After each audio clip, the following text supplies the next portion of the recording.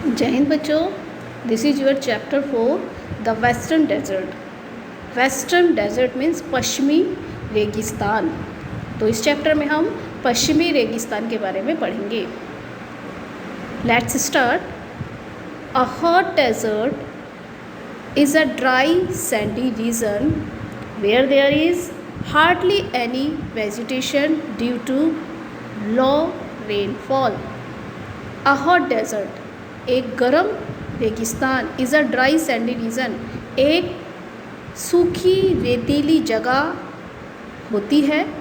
Where there is hardly any vegetation, जहाँ ऐसी जगह जहाँ पर बहुत मुश्किल से वेजिटेशन मीन्स हरियाली देखने को मिलती है।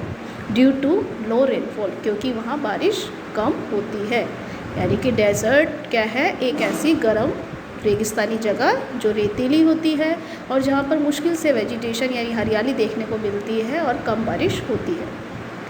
The great Indian desert also called the Thar desert और western desert. Great Indian desert को ही हम थार डेजर्ट और वेस्टर्न डेजर्ट मीन्स पश्चिमी डेजर्ट भी कहते हैं।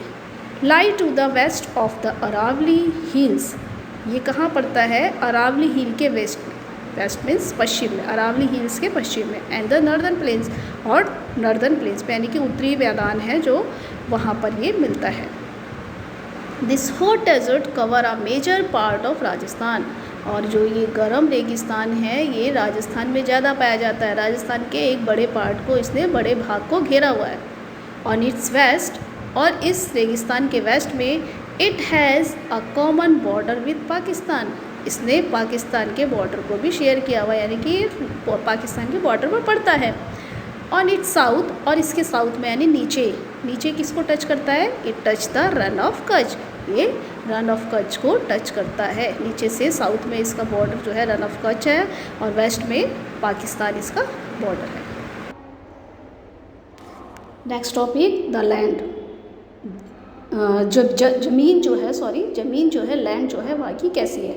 The desert is covered by sand dunes और सैंड हिल्स, यानी कि जो डेजर्ट है मरुस्थल है वो पूरा सैंड ड्यून्स मीन्स जो रेत के छोटे छोटे पहाड़ होते हैं उनसे कवर है पूरा एरिया डेजर्ट का। There are moved by strong winds, यहाँ पर बहुत स्ट्रॉन्ग विंड्स मीन्स तेज हवाएं चलती हैं। Dust storms are common, dust storm means रेत के तूफान, स्टॉर्म मीन्स तूफान यहाँ पर कॉमन है। Because there is no vegetation, क्योंकि यहाँ पर वेजिटेशन नहीं है, हरियाली नहीं है। To hold the soil together, जो सॉइल को पकड़े, पेड़ जो होते हैं उनकी जड़ें मिट्टी को जकड़े रखती है। अब क्योंकि हरियाली नहीं है तो इसलिए यहाँ पर रेतीले तूफान ज़्यादा आते हैं। Due to heat and lack of rain, ज़्यादा गर्मी और कम बारिश की वजह से there is very little vegetation, यहाँ पर बहुत कम वेजिटेशन है। Some scattered bushes and thorny shrubs, जो सूखी झाड़ियाँ हैं और कटीले शर्ब्स हैं, कटीली झाड़ियाँ और कटीले शर्ब्स हैं यहाँ पे, जैसे कैक्टस, कीकर, प्रिकली पियर एंड बबूल आर फाउंड देयर, की चीज़ें यहाँ पे ज़्यादा पाई जाती हैं, कैक्टस, कीकर, प्रिकली पियर और बबूल के पेड़। The places where the underground water surface in the form of springs are called oasis, ऐसी जगह जहाँ पर पानी पाया जाता है, कुछ ऐसी जगह होती है जहाँ पर यहाँ पर पानी पाया जाता है रेगिस्तान में, मीन्स उस जगह को ओएसिस कहते हैं। और little vegetation such date, palm and thorny bushes grow around the oasis, और इस ओएसिस के चारों तरफ आपको वेजिटेशन भी दिख जाएगी, जैसे डेट पाम यानी खजूर के पेड़ और थॉर्डी बसीज और कटीली झाड़ियाँ।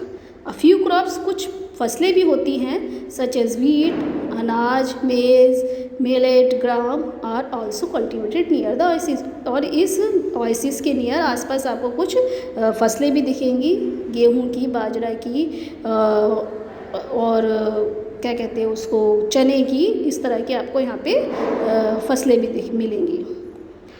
Water from the river Sutlej has been brought to desert through the Rajasthan canal, यहाँ पर जो पानी आता है रिवर सतलुज से आता है, और ये कौन सी किसके थ्रू आता है? राजस्थान कैनल के द्वारा, यानी कि नहर, राजस्थान नहर के द्वारा।